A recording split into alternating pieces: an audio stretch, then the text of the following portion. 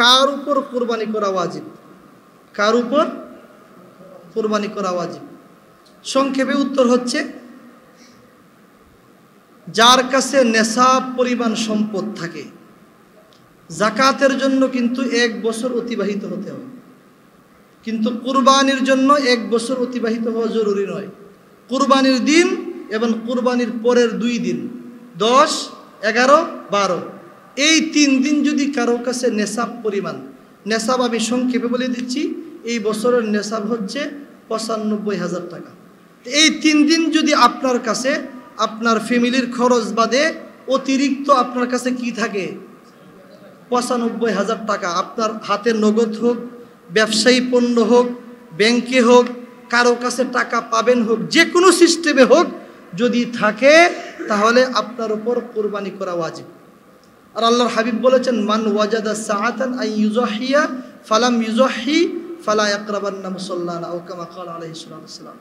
যার কুরবানি দেওয়ার সামর্থ্য রয়েছে, এরপরেও যদি সে কুরবানি না করে, তাহলে সে যেন ঈদের দিন কুরবানির মাঠে না আসে। নাউজুবিল্লাহ। এই জন্য মেহরবানি করে যাদের উপর কুরবানি ফরজ, ফরজ তো না ওয়াজিব, কুরবানির বিধান কি বলেন? ফরজ না, কুরবানির বিধান কি? ওয়াজিব। যাদের উপর ওয়াজিব অবশ্যই আমরা করার কি করব? চেষ্টা না শুধু, অবশ্যই ইনশাল্লাহ আমরা কি করব? কুরবানি করব। তো 2 নম্বর বললাম, কুরবানি কয় দিন দেওয়া যায়? 3 দিন, 10, 11, 12 3 দিনে কুরবানি দিতে পারবেন। তবে উত্তম হচ্ছে কি প্রথম দিন, 10 তারিখে কুরবানি দেওয়াটা কি উত্তম। কোনো জরুরত আছে আপনি 11তম দিনে দিতে পারবেন, 12তম দিনে দিতে পারবেন। 3 নম্বর বিষয়, কোন কোন জন্তু দ্বারা কুরবানি করা জায়েজ? এটা একটা প্রশ্ন। 6 প্রকারের জন্তু দ্বারা কুরবানি জায়েজ। কয় প্রকারের? 6 প্রকারের। এই প্রত্যেক প্রকারের ভিতরে একাধিকও থাকতে পারে। যেমন 1 নম্বরে বকরি, পাঠা, খাসি। সবটি একই জিনিস, কিন্তু সিস্টেম 3টা হয়ে গেছে। বকরি, পাঠা হিন্দুরা যেটা করে, তো এটা যদি কেউ কুরবানি দেন, কুরবানি জায়েজ আছে। আর এটা যেন কেউ মনে না করে এটা তো হিন্দুরা দেয়, এটাতে কুরবানি হয় না হয়, এটা কারো সন্দেহ থাকতে পারে। আর একটা হচ্ছে কি খাসি। আপনি মনে করেন সামর্থ্য নাই, খাসি দিতে 10-12 হাজার টাকা লাগে, আপনি বকরি দিয়ে দিলেন, সাগি যেটাকে বলে, কুরবানি হবে না? তো এই 1 নম্বরের মধ্যে সবগুলোই আছে। 2 নম্বর ভেড়া, ভেড়ি, ভেড়া, বেরি। 3 নম্বর হচ্ছে দুম্বা। 3 নম্বরে কি? দুম্বা। 4 নম্বরে হচ্ছে গাভী, ষাঁড়, বলদ। গাভী, ষাঁড়। আমাদের শহরে তো মানুষ বস গাভী দিলে মনে করে এটা কি দিল, মানুষ কি বলবে গাভী দিলে, ষাঁড় যদি না দেই গোস্তটাও খাইতে ভালো লাগে না। এই সবগুলোর মধ্যে কিন্তু দেখেন নেয়তের কিন্তু সমস্যা আছে। কে কত বড় জন্তু দিয়েছেন আল্লাহ এটা দেখবেন না, দেখবেন কি ওয়ালাকিন ইয়ানালুহুত তাকওয়া মিনকুম। আপনি গাভী দেন, একা পারেন না, 7 জন মিলে দেন, কিন্তু 7 জন শরীক যেন বলা হয় সামনে আসতেছে। 5 নম্বর হচ্ছে মহিষ, এটা তো ভিন্ন প্রকার। 5 নম্বরে কি? মহিষ। 6 নম্বরে হচ্ছে উট। এই 6 শ্রেণীর বাহিরে অন্য কোনো জন্তু যদি খাওয়াও হালাল হয়, এটাতে কুরবানি করা কি? মুরগি কুরবানি জায়েজ আছে? হরিণ, হরিণ খাওয়া জায়েজ না জায়েজ? খাওয়া জায়েজ। এটা আমার 4 নম্বর আলোচ্য বিষয়, 4 নম্বর মাসআলা। হরিণ দিয়ে কুরবানি জায়েজ না জায়েজ? হরিণ দিয়ে কুরবানি জায়েজ নয়। আপনি বলবেন কেন জায়েজ নয়? এটা তো গোশত খাওয়া তো জায়েজ। আরে গোশত খাওয়া জায়েজ হলেই সব জায়েজ হয় না। কারণ কুরবানির জন্য শর্ত হচ্ছে পালিত জন্তু। আর হরিণ কি পালিত? পালিত না। এই জন্য যদিও গোশত খাওয়া জায়েজ, হরিণের কিন্তু কুরবানি কি নয়? জায়েজ নয়। এরপরে আসেন কুরবানির জন্তুর বয়স। আগে তো জানলাম আমরা 6 শ্রেণীর জন্তু দিয়ে কুরবানি দিতে পারবো, কিন্তু এখানে আরেকটা মাসালা কি? বয়স। কোনটার কত বয়স জরুরি। এখন আসেন বকরি, পাঠা, খাসি, এটার সাথে হচ্ছে দুম্বা। এটার সাথে কি? দুম্বা। এটার জন্য 1 বছর। কয় বছর? 1 বছর। ভেড়া, ভেড়ি, এটাও 1 বছর। ভেড়া ভেড়িও কি 1 বছর। তবে এই তিনটার মধ্যে একটু পার্থক্য আছে। শুরুতে বলেছি বকরি, পাঠা, খাসি, ভেড়া, ভেড়ি, দুম্বা সবগুলোই কি 1 বছর। কিন্তু এই তিনটার মধ্যে একটু পার্থক্য আছে। পার্থক্য কি? ভেড়া, ভেড়ি এবং দুম্বা। ভেড়া ভেড়ি পেঁচ লাগায়েন না, ভেড়া ভেড়ি আর কি দুম্বা যদি মোটা তাজা হয়, কি হয়? মোটা তাজা। এবং দেখতে যদি মনে হয় 1 বছর, মূলত 1 বছর না, 6 মাস। দেখতে মনে হয় কি 1 বছর, তাহলে 6 মাসও যদি হয় হয়ে যাবে কুরবানি। কিন্তু বকরি, পাঠা, খাসি যতই বড় হোক, দেখতে মনে হয় বিশাল বড়, বয়স 4 মাস। ব্রয়লার মুরগির মতো মনে করেন, ইঞ্জেকশন দিয়ে কি করছেন? বড় করে ফেলছেন, ফুলিয়ে ফেলছেন। কিন্তু 1 বছর যদি না হয় তার দ্বারাতে কুরবানি কি? এখন মনে করেন আপনি কিনতে গেছেন, কিন্তু যারা বিক্রেতা ওরা যদি ধোঁকা দেয়, গুনাহগার আপনি হবেন না ওরা হবে? ওরা হবে। কিন্তু আফসোসের বিষয়, আমাদের অন্তর নষ্ট হয়ে গেছে, যার কারণে ওই কুরবানির জন্তুর মধ্যেও আমরা মানুষকে ধোঁকা দিই। কথা ঠিক কিনা বলেন? তা আমার দুনিয়া মূল মাকসাদ না পরকাল? বলেন পরকাল। আলহাকুমুত তাকাসুর হাত্তা যুরতুমুল মাকাবির। আল্লাহ বলেছেন এই সম্পদের প্রাচুর্যতা তোমাদেরকে কবরের কথা ভুলিয়ে দিছে। এই সম্পদ তোমার যাবে না। হ্যাঁ, একটা মানুষ যখন মৃত্যুবরণ করে, সম্পদ তার কবর পর্যন্ত যায়, পরিবার তার কবর পর্যন্ত যায়, আমল তার পরিবার পর্যন্ত কি কবর পর্যন্ত যায়। কিন্তু দুইটা জিনিস, ইয়ারজিউ ইসনান আহলুহু ওয়া মালুহু, দুইটা জিনিস কবর থেকে চলে আসে। একটা হচ্ছে পরিবার পরিজন, আর একটা হচ্ছে সম্পদও চলে আসে। সাথে যায় কে? আমল। আমল যাবে। এই জন্য আমল করব, সাথে সাথে আমলটা কি হতে হবে? ইখলাসের সাথে। এই জন্য বুখারী শরীফের সর্বপ্রথম হাদিসটা কি? ইন্নামাল আমালু বিন্নিয়াত। ইমাম বুখারী রহমতুল্লাহ আলাইহি ওনার কিতাবকে ইখলাসের হাদিস দিয়ে শুরু করে সারা পৃথিবীর মানুষকে মেসেজ দিয়েছেন, তোমরা যা কিছুই করো সন্তুষ্ট যদি রবকে করতে পারো, অল্প আমলই তোমার জন্য নাজাতের জন্য যথেষ্ট হবে। কিন্তু উদ্দেশ্য যদি থাকে অন্যটা, যত কিছুই করো, যত বড়ই করো, আল্লাহর কাছে বিন্দুমাত্র বিনিময় পাবে না। উল্টা কি হবে?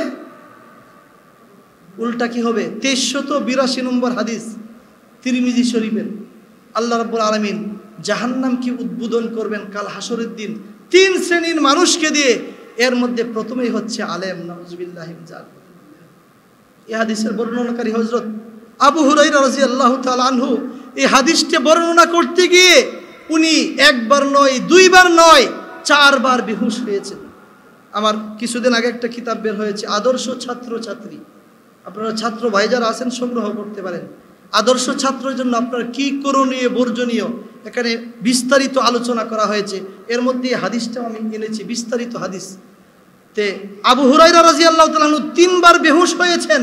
কেন? যে আমিও তো একজন আলেম, আমি এলেম শিখছি, আমার এই শিখার মধ্যে যদি আমার রবকে সন্তুষ্ট করা ব্যতীত অন্য কোনো কিছু আমার এখানে দুনিয়াতে উদ্দেশ্য থাকে, তাহলে এই আলেমকে দিয়ে আল্লাহ কি করবেন? জাহান্নামকে উদ্বোধন করবেন। এরপরে মালদার ব্যক্তি তোমার সম্পদ দিয়ে তুমি কি করেছিলে? বলবো আল্লাহর রাস্তায় দান করছি। কয় না, মানুষকে দেখানোর জন্য তুমি দান করতে। কোটি টাকা আমি দিয়েছি, আলবির মসজিদে দিয়েছি, মানুষকে দেখানোর জন্য। কোনো কিছু লাভ নাই। এই ব্যক্তিকে দিয়ে আল্লাহ জাহান্নাম উদ্বোধন করবেন। আর একজন হচ্ছে কি? মুজাহিদ। কই তুমি জীবনে কি করলা? তোমাকে আমি শক্তি দিয়েছিলাম। বলবে জীবনটা দিয়ে দিছি আপনার জন্য। আল্লাহ বলবেন তুমি মিথ্যা বলেছ। তোমাকে দুনিয়াতে মানুষ মুজাহিদ বলবে, বীর বলবে, মুক্তিযুদ্ধ বলবে, এই জন্য তুমি জিহাদ করেছিলে। যাও, দুনিয়াতে তোমাকে মানুষ মুক্তিযুদ্ধ বলেছে, মুক্তিযোদ্ধা বলেছে, মুজাহিদ বলেছে। যাদেরকে খুশি করার জন্য তুমি কাজ করেছিলে, যাও তাদের থেকে প্রতিদান নেও। আমার কাছে আজকে তুমি এসে। এই জন্য প্রত্যেকটা আমলের পূর্বে আমরা নিয়তকে কি করব বলেন? যাচাই করে নিব বারবার। এই যে আমি করতেছি, কাকে সন্তুষ্টর জন্য করতেছি। তো যাই হোক, বলতেছিলাম ভেড়া ভেড়ি আর দুম্বা 6 মাস হলেও চলবে, কিন্তু বকরা বকরি 1 বছর জরুরি।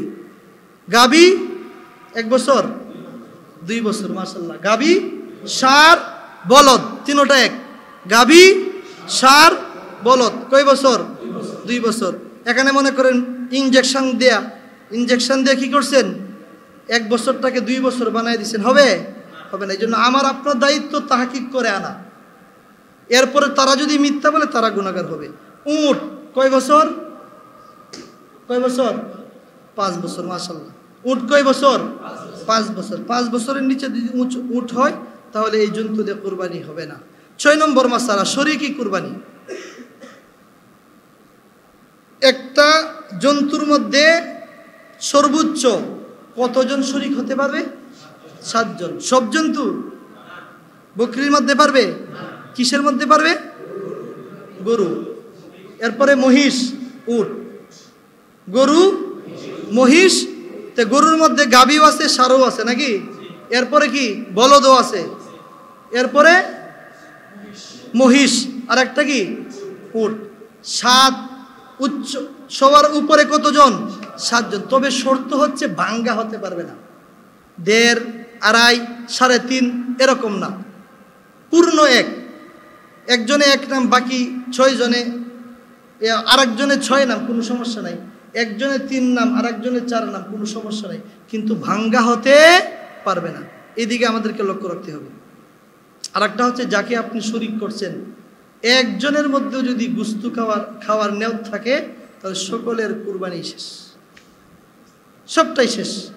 এজন্য এই শরীক নির্বাচনের ক্ষেত্রে আমাকে কি করতে হবে? দিনদারি দেখতে হবে। ফাসফার বিজাতির দিন, দিনদারি দেখতে হবে। এবং কুরবানির পূর্বে সবাইকে বলে নিয়তটাকে খালেস করে নিতে হবে। ঠিক আছে তো ইনশাল্লাহ? এই জন্য সবচেয়ে উত্তম শরীকানা না দেওয়া, একটা ছাগল দিয়ে দেন। 7 নম্বর, কুরবানির পশুতে আকিকার অংশ নেওয়া যাবে কিনা? অনেকেই প্রশ্ন করতেছেন, আমার কাছে প্রশ্ন করেওছেন। তো উত্তম হচ্ছে আকিকা আলাদা দেওয়া। কারণ আকিকার মাকসাদ কি? একটা জন্তু আকিকা দিতে হয়। আকিকা মানে একটা বাচ্চা জন্মের 7ম দিনে তার নাম রাখা, চুল নখ কেটে ফেলা, এবং ছেলে হলে 2টা আর মেয়ে হলে কি 1টা। ছাগল 1টা দিলেও চলে, ছেলে হইলে 1টা দিলেও কি চলে। কেন? এই বাচ্চার প্রত্যেকটা অঙ্গের বিনিময়ে যেন ওই জন্তুর অঙ্গের বিনিময় হয়ে যায়। আল্লাহ যেন এই জন্তুর উসিলায় বিনিময়ে ওই সন্তানটাকে হেফাজত করেন বিপদ আপদ থেকে, রোগ বালাই থেকে। এটা হচ্ছে মাকসাদ। এখন মনে করেন গরুর মধ্যে যদি আপনি অংশগ্রহণ করেন, জায়েজ আছে, আমাদের মাসলা জায়েজ আছে। এখানে আহলে হাদিসের মাসলার মধ্যে যাবেন না। ওরা বলে জায়েজ নাই, জায়েজ না, আমাদের কাছে দলিল আছে। জন্য মেহরবানি করে হক্কানি উলামায়ে কেরামের পরামর্শ ছাড়া ইউটিউবের হুজুরের কথা শুনে কি করবেন না, পিছনে দৌড়বেন না, মেহরবানি করে। হ্যাঁ, দেওয়া যাবে। হ্যাঁ, ছেলে হলে 2টা দিলে উত্তম, 1টা দিলেও কি চলবে, 1টা দিলেও চলবে। তাহলে কি বললাম? আকিকার অংশ গরুর সাথে দিতে পারবেন, তবে আলাদা দেওয়াটা কি উত্তম। ফতোয়ায়ে শামী, আমাদের ফিকহের সর্বোচ্চ কিতাব ফতোয়ায়ে শামী 6 নম্বর খণ্ড, পৃষ্ঠা নম্বর 362। তে দলিল ছাড়া কথা বলতেছি না আমরা। আকিকার মধ্যে কি কুরবানির সাথে আকিকা দেওয়া যাবে। কিসের দলিল? ফতোয়ায়ে শামীর দলিল। 9 নম্বর, কুরবানির জন্তু ক্রয় করার পর তার মধ্যে অন্যদেরকে শরীক করা। এটা আর একটা মাসালা। আপনি জন্তু ক্রয় করছেন, এরপর অন্য কাউকে শরীক করতে পারবেন কি পারবেন না? এখানে মাসআলাটা হচ্ছে আপনি ক্রয় করার সময় নিয়ত করছেন অন্য কাউকে শরীক করবেন না, তাহলে অন্য কাউকে শরীক না করাটাই কি উত্তম। কিন্তু ওই লোকের উপর যদি কুরবানি ওয়াজিব না থাকে, তাহলে উনি যদি কুরবানি ক্রয় করে তাহলে অন্য কাউকে সে শরীক করতে পারবে না। মাসলাটা বুঝছেন? লোকটা যদি গরিব হয়, একটা মানুষ গরিব মানুষ, তার উপর কুরবানি কিনা ওয়াজিব না, কিন্তু সে যদি কুরবানির নিয়তে এই জন্তুটাকে ক্রয় করে, এইটাকে সম্পূর্ণটাকে কুরবানি দেওয়া তার জন্য আবশ্যক। কিন্তু লোকটা যদি কি হয়, ধনী হয়, তাহলে তার জন্য কিন্তু নির্দিষ্ট জন্তুকে কুরবানি দেওয়া কিনা ওয়াজিব না। এই জন্য সে ইচ্ছা করলে অন্যদেরকে শরীক করতে পারবে, কিন্তু না করাটাই কি উত্তম। 10 নম্বর বিষয়, মিরাজ বন্টন না হওয়া অবস্থায় কুরবানির পদ্ধতি।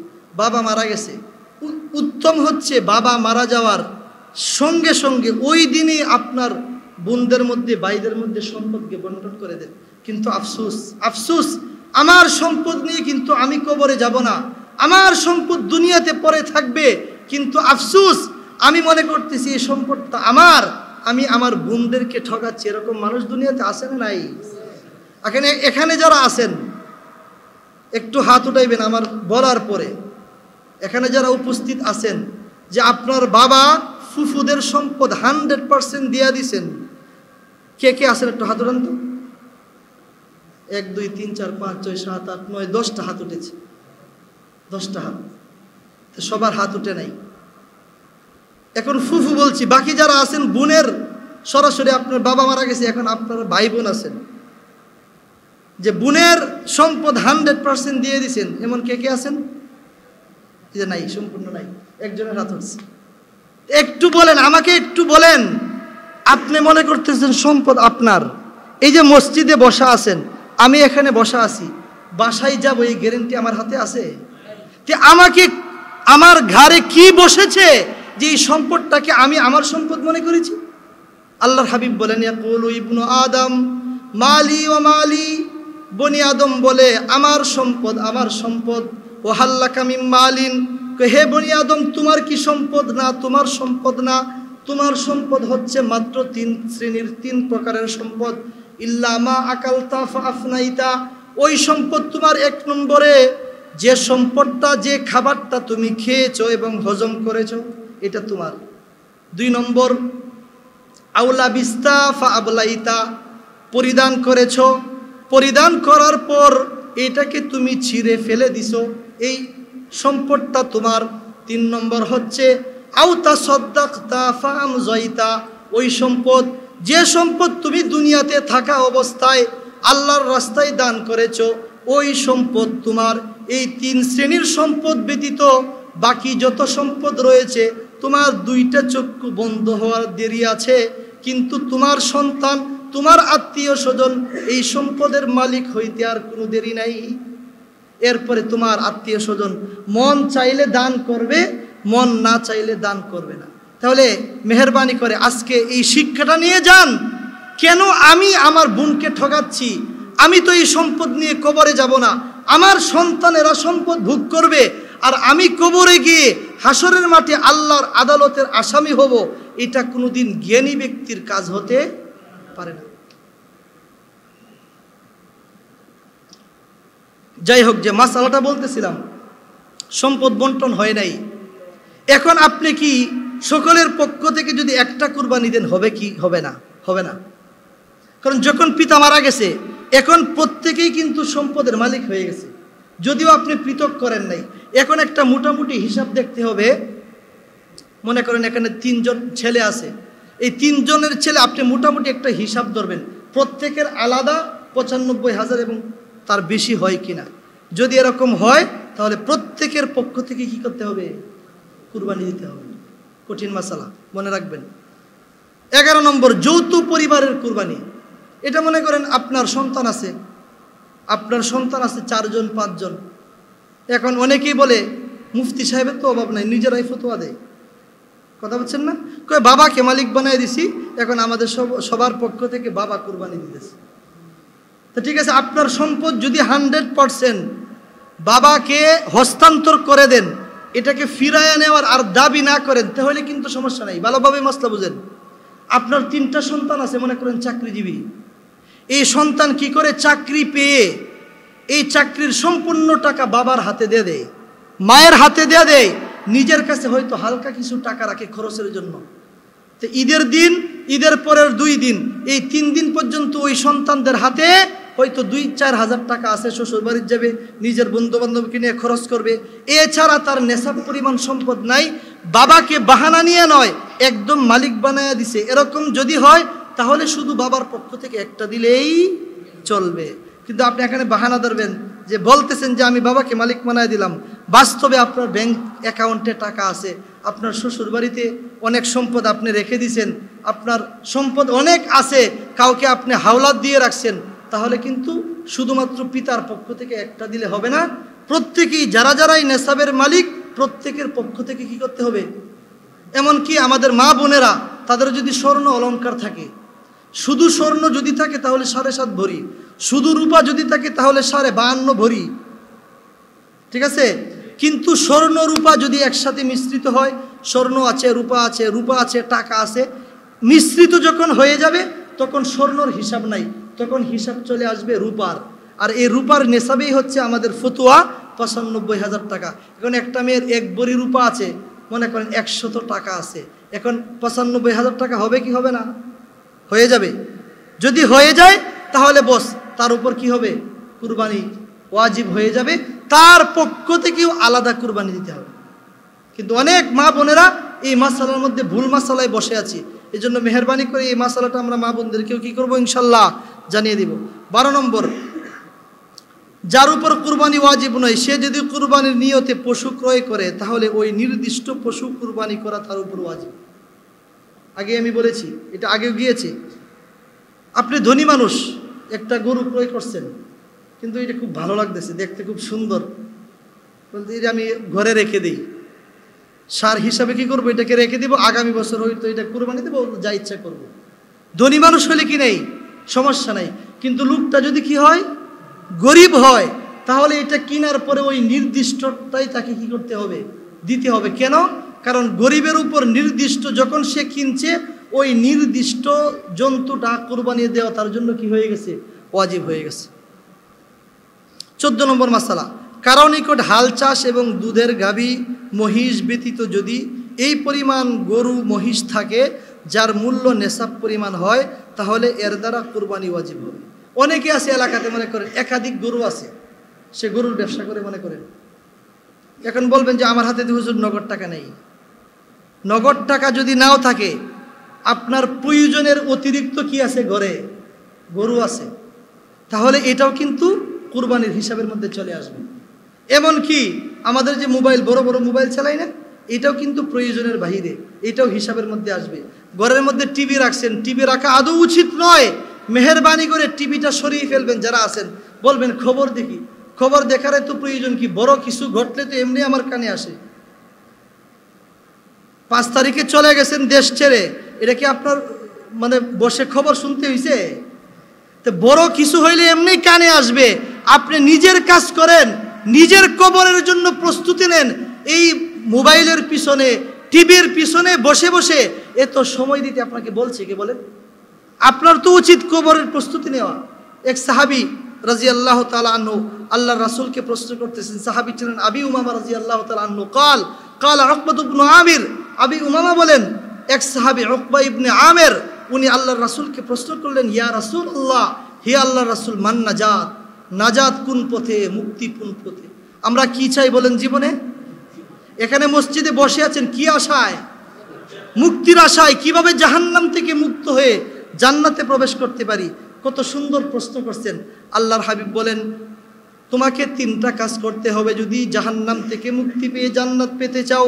3টা কাজের 1 নম্বর হচ্ছে আমসিক আলাইকা লিসানাক, তুমি তোমার জিহবার মালিক হও। তোমার মন যা চায়, যখন যা ইচ্ছা এই মুখ দিয়ে তুমি বের করো না, তোমার মুখের, তোমার জবানের তুমি মালিক হও। কিন্তু যদি হিসাব করি, আমি কি আমার জবানের মালিক হতে পেরেছি? যখন মন যা চায়, বস ঘন্টাকে ঘন্টা বন্ধুকে নিয়ে আড্ডা দিচ্ছি, যদি হিসাব করি এই আড্ডা দেওয়ার মধ্যে কয়টা গুনাহ করছি, কয়টা সওয়াব কামাইছি। মা ইয়ালফিজু মিন কাউলিন ইল্লা লাদাইহি রাকিবুন আতীদ। সূরা কাফ খুলে দেখেন, আল্লাহ স্পষ্ট বলতেছেন, তোমার জবান থেকে যা কিছু বের হয় এটাকে সংরক্ষণের জন্য ফেরেশতা প্রস্তুত। যদি গুনাহের হয় সঙ্গে সঙ্গে রিপোর্ট হচ্ছে, যদি নেকির হয় নেকির খাতায় উঠে যাচ্ছে। এজন্য আল্লাহর হাবিব 1 নম্বর মুক্তির কি বলেছেন বলেন? জিহবার মালিক হন, জিহবার মালিক হন। আড্ডা ছেড়ে দেন, যদি ভালো কথা মুখে আসে বলেন, অন্যথায় কি করেন, এই জবানের মধ্যে তালা লাগান। আল্লাহ বলেছেন, আলাম নাজআল্লাহু আইনাইন ওয়া লিসানা ওয়া শাফাতাইন, জিহবা দিয়েছি, তালা দিয়েছি তোমাকে, এটা হচ্ছে শাফাতাইন, 2টা ঠোঁট দিয়েছি। এই ঠোঁট দিয়ে কি করো, জিহবাকে সংবরণ করো। পারবো তো ইনশাআল্লাহ? আল্লাহ আমাদেরকে তৌফিক দেন। 2 নম্বর, ওয়াল ইয়াসাকা বাইতুক, তোমার ঘর যেন তোমার জন্য প্রশস্ত হয়। কিন্তু আমাদের ঘর কি আমাদের জন্য আজকে প্রশস্ত? কথা বলেন, ঘরের মধ্যে বেশি থাকি নাকি বাহিরে? ঘরে ভালো লাগে না, বন্ধু বান্ধবের সাথে আড্ডা না দিলে ভালো লাগে না। আল্লাহর হাবিব 1400 বছর আগে বলেছেন যে ভবিষ্যৎ এমন সময় আসতেছে, মানুষ সেকেন্ড ক্যাম্পাসে বসে বসে আড্ডা দিবে, দোকানে দোকানে বসে আড্ডা দিবে, চায়ের স্টলে বসে আড্ডা দিবে। আল্লাহর হাবিব আগেই বলে গেছেন, এই আড্ডা তুমি দিবে না যদি জাহান্নাম থেকে মুক্তি পেতে চাও। ওয়াল ইয়াসাকা বাইতুক, তোমার ঘর যেন তোমার জন্য প্রশস্ত হয়, ঘরে বসে বসে তুমি ইবাদত করো। 3 নম্বর, ওয়াবকি মিন যিকরি খাতিয়াতি, হাই তোমার জীবনে কত গুনাহ করেছো, ওই গুনাহের কথাগুলো স্মরণ করে করে তুমি কান্না করো। তোমার গুনাহের মাফ আল্লাহ থেকে নিয়ে নাও, ক্ষমা নাও, যদি তুমি জাহান্নাম থেকে মুক্তি পেতে চাও। আজ-জুহুদু লি আহমদ ইবনে হাম্বল, খণ্ড নম্বর 1, পৃষ্ঠা নম্বর 64 মধ্যে হাদিসটা এসেছে। আচ্ছা, 16 নম্বর মাসালা না 15 নম্বর মাসালা, এক ব্যক্তি 2টি বাড়ি এবং 2টি প্লটের মালিক, এর একটি তার বসবাসের জন্য, অপরটি অতিরিক্ত। সুতরাং অতিরিক্ত এই প্লটের মূল্য যদি নেশাব পরিমাণ হয় তাহলে তার উপর কুরবানি ওয়াজিব। আমরা অনেকে আছেন একাধিক ঘরের মালিক, শুধু একাধিক ঘর আসবে না, এখানে একাধিক জায়গাও আসবে। বিক্রির উদ্দেশ্যে জায়গা কিনছেন, মনে করেন একটা বাড়ি আছে, আর এক জায়গায় 5 কাঠা বা 2 কাঠা জায়গা রাখছেন, কি উদ্দেশ্যে? বিক্রি করে দিবেন। এটাও কিন্তু আপনার অতিরিক্ত সম্পদের অন্তর্ভুক্ত। এটার মধ্যে কিন্তু যাকাতও দিতে হবে। আমরা অনেকে এই মাসালা জানি না। ব্যবসায়ী নিয়েও তো যদি কিনেন, এটার কি করতে হবে? যাকাতও দিতে হবে, কুরবানিও দিতে হবে। 16 নম্বর মাসালা, সহিহ কওল অনুযায়ী নাবালেগ ও পাগলের উপর কুরবানি ওয়াজিব নয়। অনেক নাবালেগের দেখবেন সম্পদ আছে, নানা দিয়েছে, মামা দিয়েছে, কয়েক লক্ষ টাকার সে মালিক, কিন্তু তার পক্ষ থেকে কুরবানি দেওয়া কিনা ওয়াজিব না। হ্যাঁ, এখন যদি আপনি দেন তাহলে সব পাবে, কিন্তু দেওয়া কিনা ওয়াজিব না। 17 নম্বর, মহিলাদের যদি আলাদা সম্পদ থাকে, এটা আগে হয়ে গেছে, মহিলাদের যদি আলাদা নেশাব পরিমাণ সম্পদ থাকে তাহলে শুধু স্বামী দিলে হবে না, স্ত্রীটাও কি করতে হবে? দিতে হবে। এখন এখানে মাসালা হচ্ছে, এটার ভিতরে আর এক মাসালা, স্বামীর মনে করেন আয়ের কোনো উৎস নাই, স্ত্রীর কোনো আয়ের উৎস নাই, স্বামী নিজের ইচ্ছায় কি করছে? স্ত্রীকে টাকা দিয়ে দিছে অথবা তার পক্ষ থেকে আদায় করে দিছে, তাহলেও কি হয়ে যাবে? আদায় হয়ে যাবে। 18 নম্বর, কুরবানির জন্তুর স্বাস্থ্যগত অবস্থা। কুরবানির জন্তু মনে করেন, এই কালকে আমাকে একজন প্রশ্ন করছেন, কুরবানির জন্তু কিনেছেন, পা ভেঙে গেছে। তো কুরবানির জন্তু মনে করেন এমন অসুস্থ যদি হয় যে কুরবানি দেওয়ার স্থান পর্যন্ত সে হেঁটে যেতে পারে না, তাহলে এমন জন্তু দ্বারা কুরবানি হবে না। 19 নম্বর, কুরবানির যে জন্তুটি সৃষ্টিগতভাবে শিং ওঠেনি অথবা ওঠার পর কিছু পরিমাণ ভেঙে গেছে, এরূপ জন্তু দ্বারা কুরবানি করা জায়েজ। কি বলেছি বলেন? কিছু আছে সৃষ্টিগতভাবে কি নাই? শিং নাই, অথবা শিং ছিল একটু ভেঙে গেছে, তাহলে এর দ্বারাতে কি আছে? কুরবানি জায়েজ আছে। হ্যাঁ, শিং যদি মূল থেকে ভেঙে যায়, ছিল কিন্তু মূল থেকে কি হয়েছে? ভেঙে গেছে, তাহলে এর দ্বারাতে কুরবানি হবে না। ফতোয়া স্বামী, খণ্ড নম্বর 6, পৃষ্ঠা নম্বর 323। 20 নম্বর, সংক্ষেপে মাসালাগুলো বলে দিচ্ছি। জন্ম থেকে যে পশুর কান নেই তা দ্বারা কুরবানি জায়েজ নয়। এমন কোনো পশু থাকতে পারে জন্ম থেকে কি নয়, তা কান না থাকা একটা ত্রুটি নয়। আল্লাহর নৈকট্য লাভের জন্য আপনি দিচ্ছেন, তা আল্লাহর জন্য দিচ্ছেন, এটা কি যেটা দুষ্যুক্ত এমন জন্তু দিবেন না, ভালোটা দিবেন।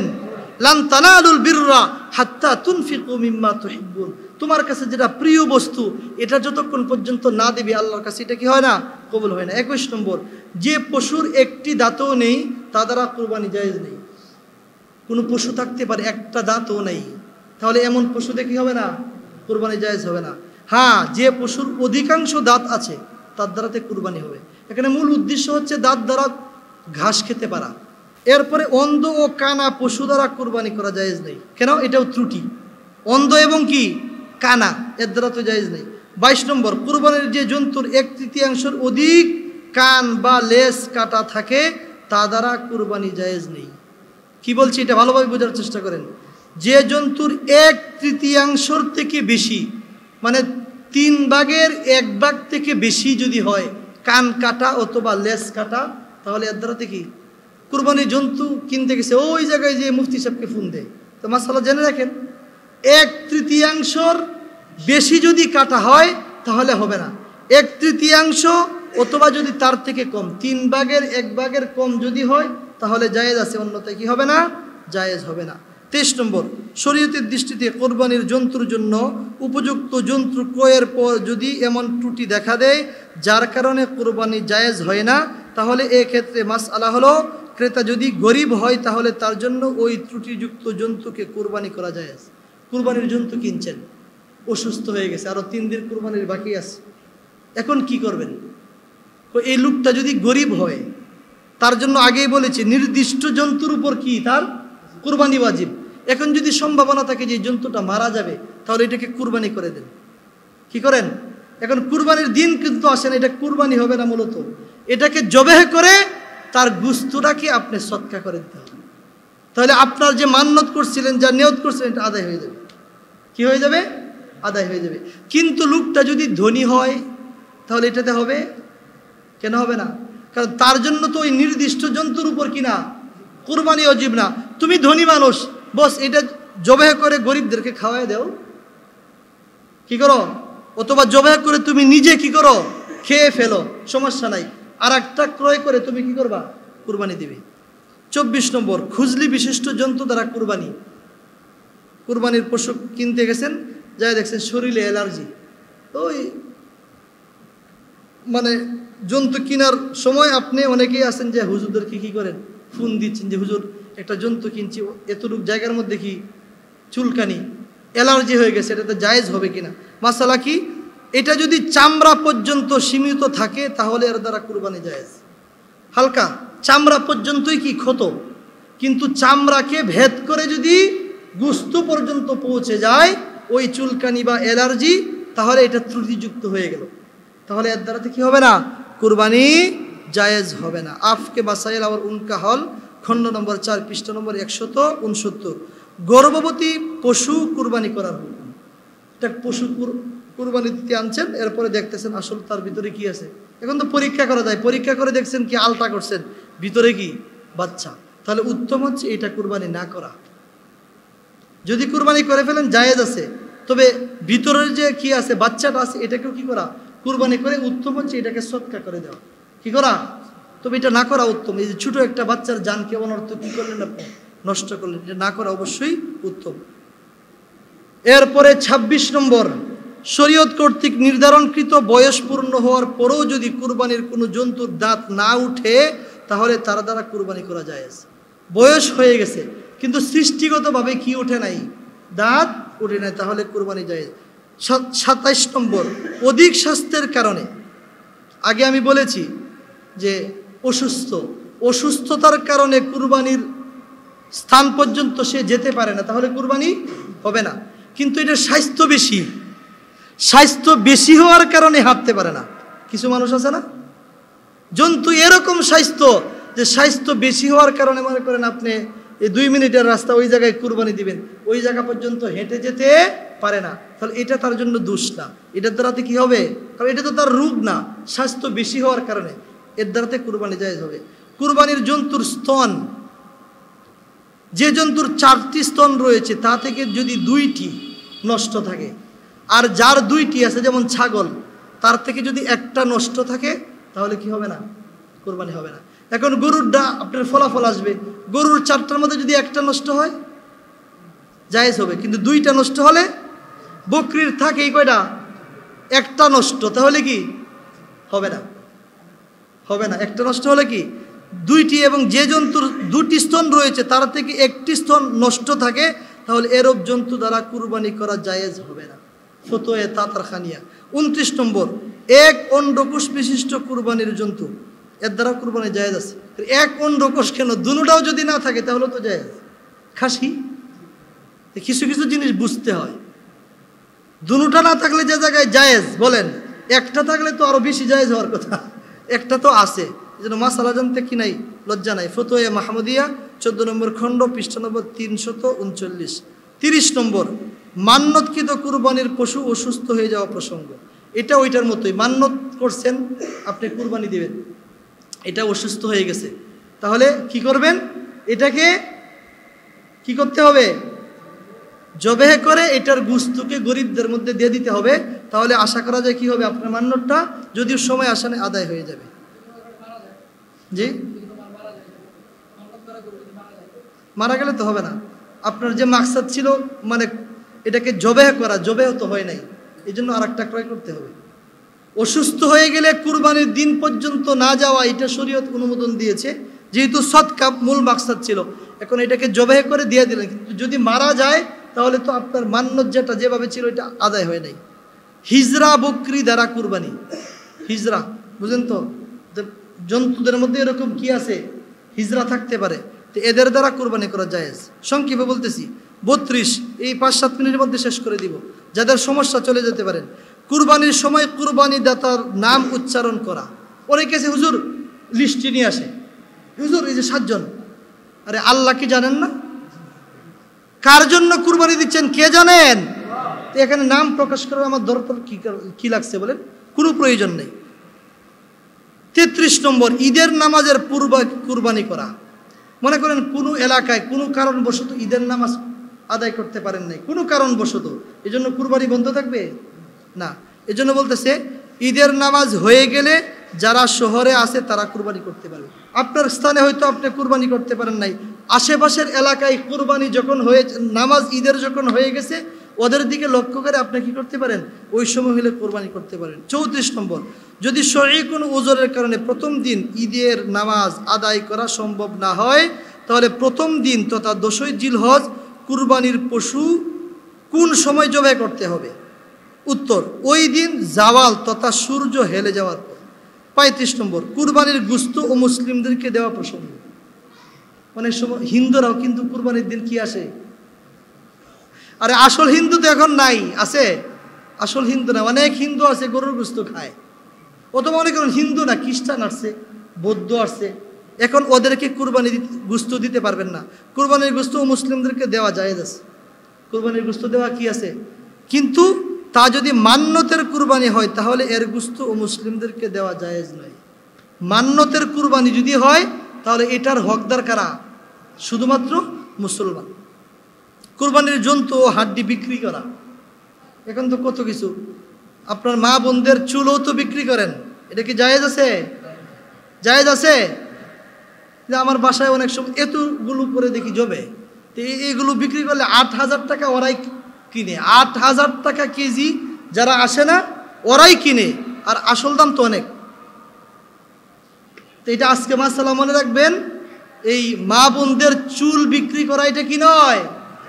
আল্লাহ শরীয়তের মধ্যে মা বোনদেরকে কতটুকু সম্মান দিয়েছেন, কিন্তু আজকে আমরা রাস্তাঘাটে বের হয়ে স্লোগান দিচ্ছি নারী স্বাধীনতার, এটার নাম কি সম্মান? সম্মান নয়। তো এই জন্য কুরবানির জন্তুর হাড্ডি গোশত বিক্রি করে এটা সম্পূর্ণ কি নিষেধ। এটা রান্নার পরে হোক আগে হোক এটা বিক্রি করা জায়েজ নাই। 37, কুরবানির হাড্ডিসমূহ দাফন করে দেওয়া উত্তম। কুরবানির হাড্ডিগুলো এটা সম্মানের জিনিস, এটা খাওয়ার পরে এই হাড্ডিগুলো, হ্যাঁ যদি কুকুরকে সামনে দেন, কুকুর তোর হাড্ডি সবটা খেতে পারে না, গোশতর কিছু অংশ ছিল, এরপরে হাড্ডিটা পরে আছে, এটাকে আপনি সম্মানের সাথে কি করেন, এটাকে দাফন করে দেন। 38 নম্বর, কুরবানির রক্তের মাঝে পা বীজাণু। এটা একটা আমাদের কি আছে, জাহিলিয়াতের মতো একটা অভ্যাস। কুরবানির জন্তুর যে রক্তটা যে জায়গায় জমে পায়ের মধ্যে, বলে যদি কারো কোনো অসুস্থতা থাকে এটা নাকি সুস্থ হয়ে যায়, নাউজুবিল্লাহ। আর এটা তো নাজাসাতে গলিজা, রক্তটা যদি বাহমান হয়, এই রক্তটা কি বলেন, নাপাক, জানেন না? আপনার শরীর থেকে যদি কোনো রক্ত বের হয়, এই রক্তটা যদি তার স্থান থেকে গড়ায়া পড়ে, তাহলে এটা কি নাজাসাতে গলিজা, এটা কাপড় লাগলেও কি হয়ে যাবে, নাপাক হয়ে যাবে। 39 নম্বর, শরীকি কুরবানির গোশত বন্টনের পূর্বে দান করা। শরীকি কুরবানি দিছেন, এখন বন্টন হয় নাই, ফকিররা আসতেছে, কি করবেন? এখন সবাই যদি এখানে কি থাকে, উপস্থিত থাকে এবং সকলের সম্মতিক্রমে দেওয়া জায়েজ আছে। এখানে একটা মাসআলা ভালোভাবে মনে রাখবেন, অনেক জায়গায় আছে এলাকার সমস্ত মানুষ যারাই কুরবানি দিয়েছে প্রত্যেকের অংশকে 3 ভাগের 1 ভাগকে এক জায়গায় কি করা হয়, একসাথে করা হয়। কিছু কিছু এলাকায় এরকম আছে না নাই, বাধ্য করা হয় যে সবাই কি করবেন, প্রত্যেকের কুরবানির 3 ভাগের 1 ভাগ এই মসজিদের সামনে এনে জমা দিবেন। জমা দেওয়ার পর কি করে, কত কঠিন কাজ দেখেন, এই গোশতটাকে কি করে ধনী গরিব সবার মধ্যে সমান হারে বন্টন করে।